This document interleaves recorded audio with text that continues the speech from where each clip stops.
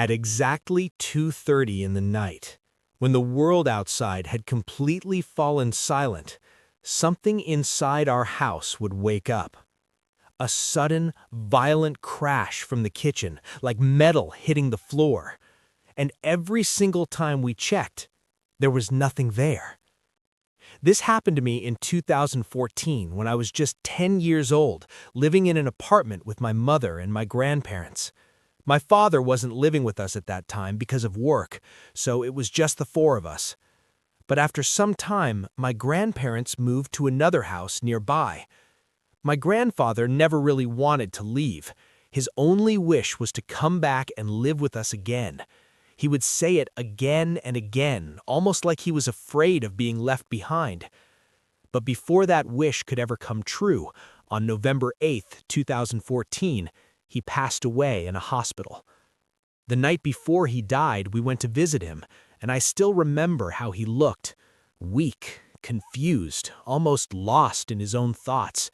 He kept asking the same question over and over again. "When are you taking me back home with you?"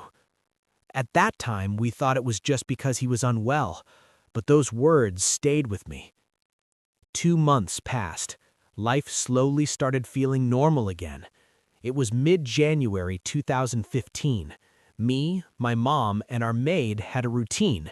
We would stay up late at night, sometimes until 2 or even 3 a.m., watching movies or spending time with our relatives who lived just 5 minutes away. Our apartment had been our home for over 10 years. Nothing strange had ever happened there. It was safe, familiar, normal. Until one night, around 2:30 a.m., we heard it. A loud crash from the kitchen. We ignored it. Maybe something fell. Maybe it was nothing. But then it happened again the next night, and the next, and the next. Every single night, at almost the exact same time, we would hear something fall in the kitchen. The sound was always the same, sharp, metallic, sudden, like utensils being thrown onto the floor. At first, we tried to explain it logically. Maybe there were rats in the house. That made sense. So we set up traps. For an entire week, the traps worked. We caught rats, one after another, until eventually there were none left. The traps stayed empty. But the sounds didn't stop. If anything, they became more intense. One night, the crash was so loud that it felt like something had exploded in the kitchen. My mother immediately panicked. She was convinced that someone had broken into the house. She woke the maid and told her to go check. The maid hesitated, but she went anyway. We waited in silence, our hearts racing. When she came back, her face had changed. She looked pale. She said there was no one in the kitchen. Nothing was broken, nothing had fallen. Everything was exactly where it should have been. That was the first moment we realized something wasn't right. A few days later, something even stranger happened. That night, I clearly remember turning the lights off in my room before going to bed. I even remember locking the door from inside. But when we woke up the next morning, the lights were on, bright, as if someone had switched them on in the middle of the night. My mother hadn't woken up. The maid couldn't have entered the room because it was locked. So who turned the lights on? We didn't have an answer.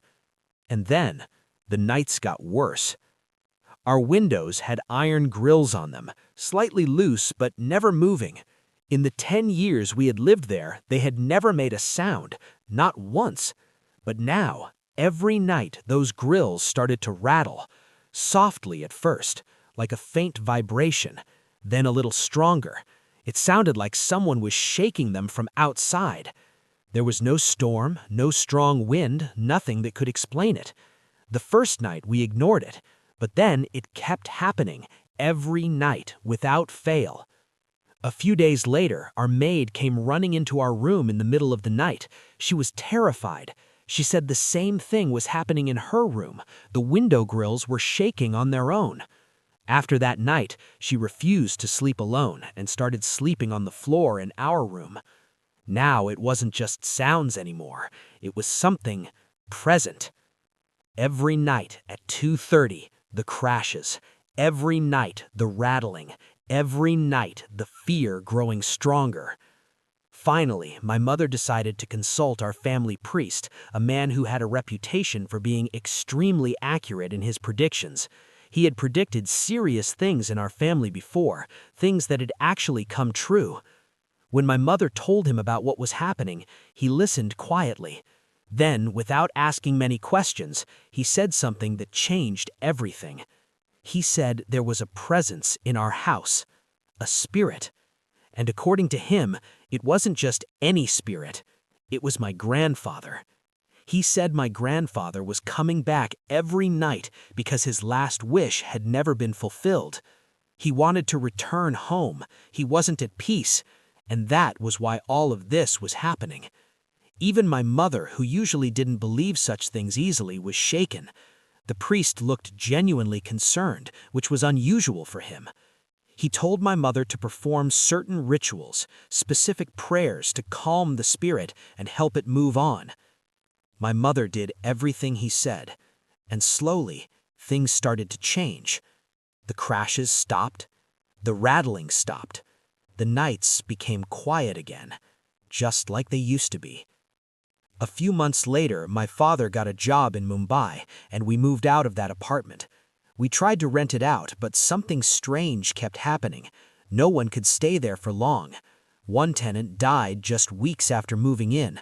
Another left because someone in his family passed away and he believed the place was unlucky. Others fell sick or moved out within months. Eventually, the house was left empty, locked, silent, like it was waiting for something. Even today, I remember those nights clearly. The sound of that crash still echoes in my mind sometimes. I remember how scared I used to feel, how I would hesitate before going home after dark. You can choose to believe this or not, but I know what I heard.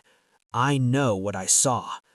Because sometimes, the scariest things aren't what you can see. They're what refuses to leave.